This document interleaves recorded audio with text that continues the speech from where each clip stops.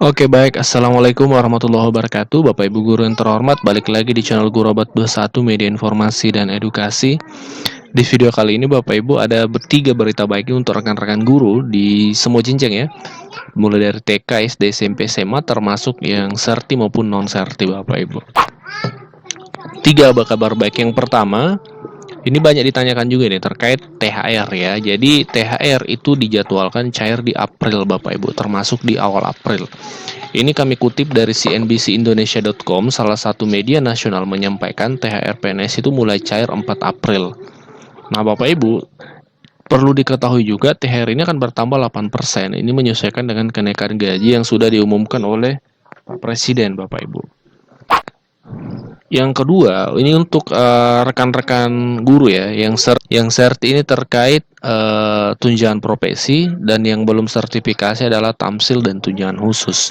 Nah, jadwalnya untuk sertifikasi dan tamsil itu di Permendikbud terbaru di Juknisnya itu dijadwalkan triwulan 1 pada bulan April 2023 Bapak Ibu. Dan juga perlu diketahui TPG dan tamsil itu kan bertambah 8%. Itu menyesuaikan dengan kenaikan gaji seperti itu. Dan yang ketiga perlu diketahui terkait kenaikan gaji ini di salah satu media nasional menyampaikan di CNBC, Sri Mulyani pastikan kenaikan gaji PNS ini dihitung mulai Januari.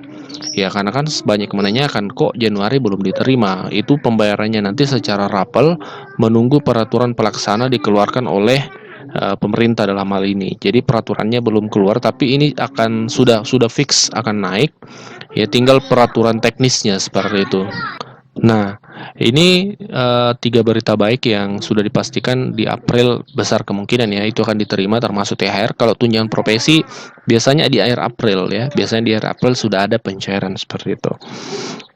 Nah, kemudian berikut ini penjelasan dari Pak Presiden terkait kenaikan gaji karena masih banyak yang meragukan ya karena Januari ini belum diterima kenaikan itu, tapi Pak Presiden itu sudah menyampaikan lewat pidatonya dan tidak mungkin itu tidak terlaksana seperti itu. Berikut ini pidato dari Pak Presiden. Untuk menjaga agar pelaksanaan transformasi berjalan efektif, maka reformasi birokrasi harus terus diperkuat. Pelaksanaan reformasi birokrasi harus dijalankan secara konsisten dan berhasil guna. Perbaikan kesejahteraan, tunjangan, dan remunerasi ASN dilakukan berdasarkan kinerja dan produktivitas. RAPBN 2024 mengusulkan perbaikan penghasilan berupa kenaikan gaji untuk ASN pusat dan daerah TNI Polri sebesar 8%. Dan kenaikan untuk pensiunan sebesar 12%. Yang diharapkan akan meningkatkan kinerja serta mengakselerasi transformasi ekonomi dan pembangunan nasional. Industri pertahanan keamanan juga terus didorong agar maju dan mandiri dengan dukungan APBN.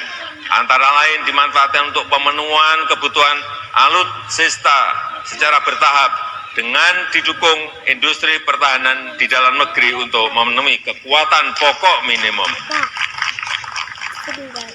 Pimpinan dan anggota Dewan yang saya muliakan, pemerintah juga terus mendorong agar sinergi pusat dan daerah semakin baik. Untuk itu, kebijakan transfer ke daerah diarahkan semakin berkualitas dan memberi manfaat nyata bagi masyarakat melalui langkah-langkah sebagai berikut. 1. Harmonisasi belanja pusat dan daerah, terutama dalam upaya mendukung program prioritas nasional termasuk transformasi ekonomi. 2. Mempertajam pengelolaan dan penggunaan transfer ke daerah, terutama untuk meningkatkan kualitas pelayanan publik dan pembangunan daerah yang inklusif. 3. Meningkatkan kemandirian fiskal daerah melalui penguatan perpajakan daerah dengan tetap menjaga iklim investasi, kemudahan berusaha serta mendorong pembiayaan daerah sebagai sumber pendanaan APBD.